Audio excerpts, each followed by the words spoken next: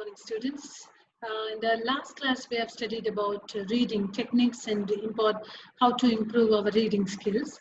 In this class, we are going to learn about writing. Under writing, we are going to discuss about sentence structures, uses of phrases and clauses in sentences.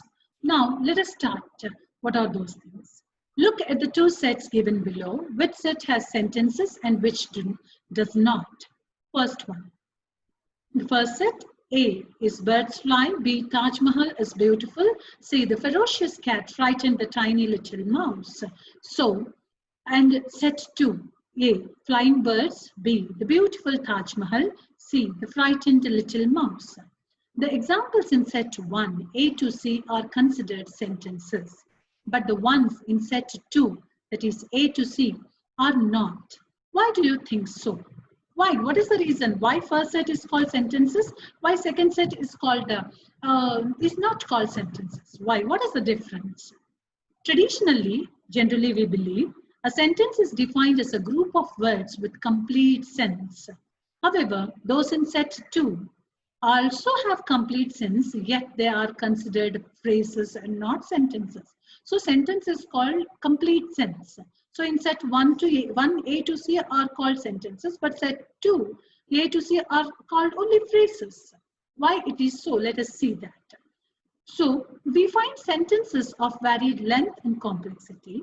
A sentence is made up of words in a certain order. In English, a sentence generally follows the subject-verb-object order.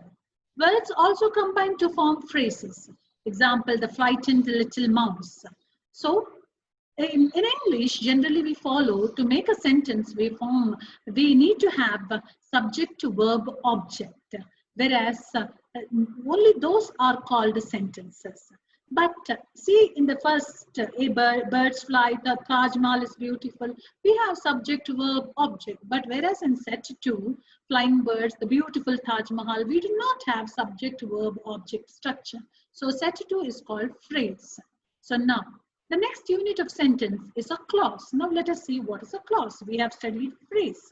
Okay, phrase has only, phrase has one head word and definite order. Phrase has one head word and definite order, but it do not have subject, verb, object or form in the sentences. Now coming to clause. How is a clause different from a phrase?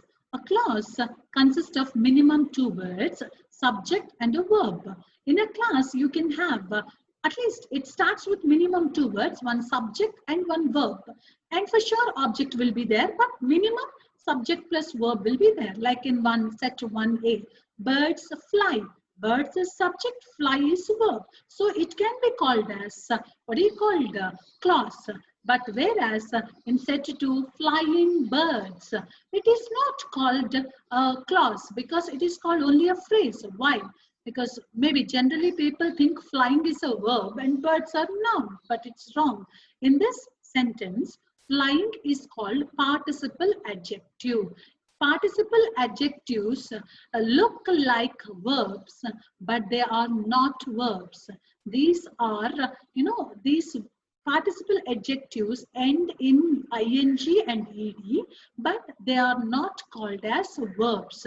We misunderstand them and we make them as verbs, but they are wrong. They are not verbs. They are called participle adjectives. So in set 2, flying birds, we do not have a perfect structure. We do not have a verb plus subject plus verb plus object, or at least we do not have a subject plus verb in that. So it is not called as a clause. It is called as phrase. So flying is not a verb. It is a participle adjective.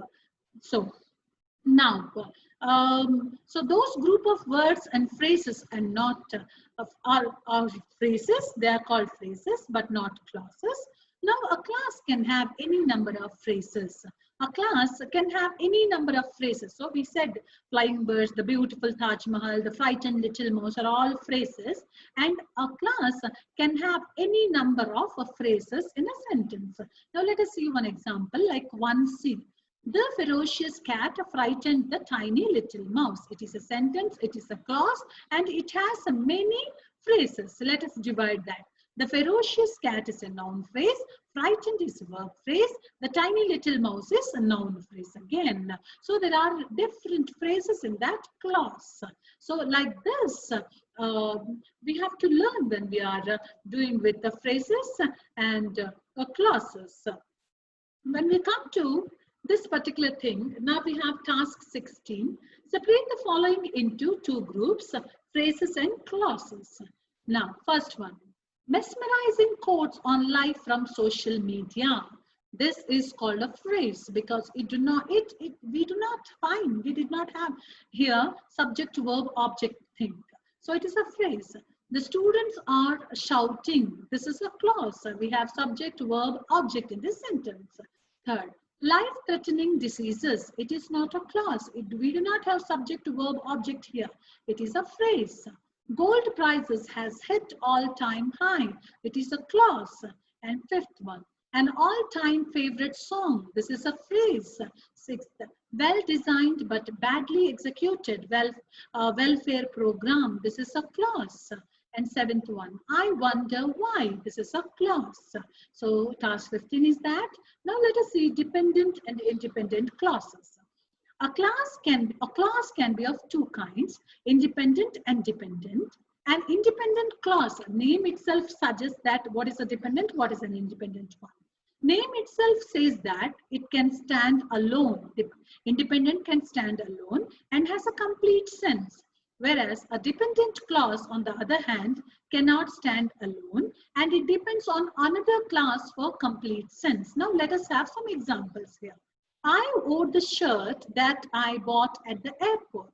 So I wore the shirt. Here we have two verbs in these clauses. There are two clauses. I wore the shirt that I bought at the airport. Here in this sentence we have two clauses. That is, we have two verbs here. First clause is I wore the shirt. And the other one is that I bought at the airport. I wore the shirt is an independent clause. It doesn't need any, it do not need any dependence on that. It can stand alone. Whereas the second one is that I bought at the airport. It is a dependent clause. Without meaning, without adding anything to that sentence, we cannot make it meaningful. So the first one is independent and the second one is dependent. The next question is, how many clauses can a sentence have? The answer is any number depending on the number and kind of clauses. It contains a sentence can be simple, compound or complex. If a sentence has just a single independent clause, the ferocious cat frightened the little mouse, it is called a simple sentence. The ferocious cat frightened the little mouse, it is called a simple sentence or simple clause.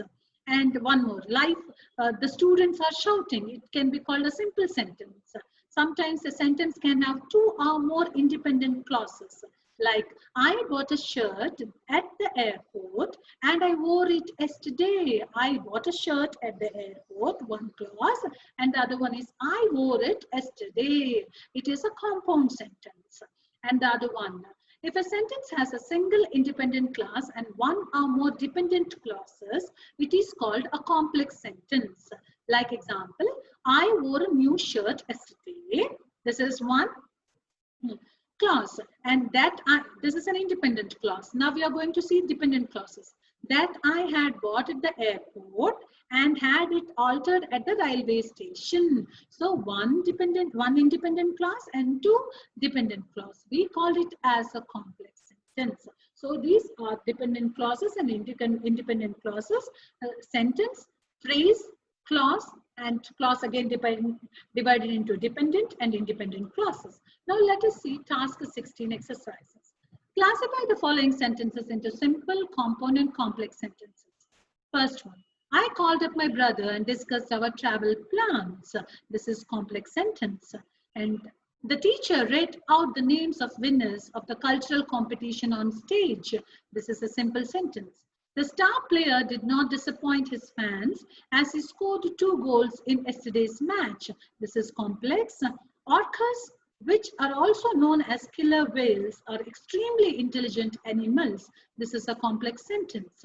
Many tourists are feared trapped in the deadly mudslide near the famous pilgrimage town. This is simple sentence. The train was cancelled because of technical issues.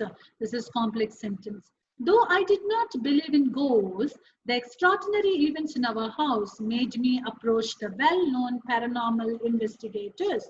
This is a complex sentence. The title of my next book is I'm Not What I Am. It is a simple sentence. So a sentence, this is about class, a phrase, and classes are divided into dependent and independent clauses again.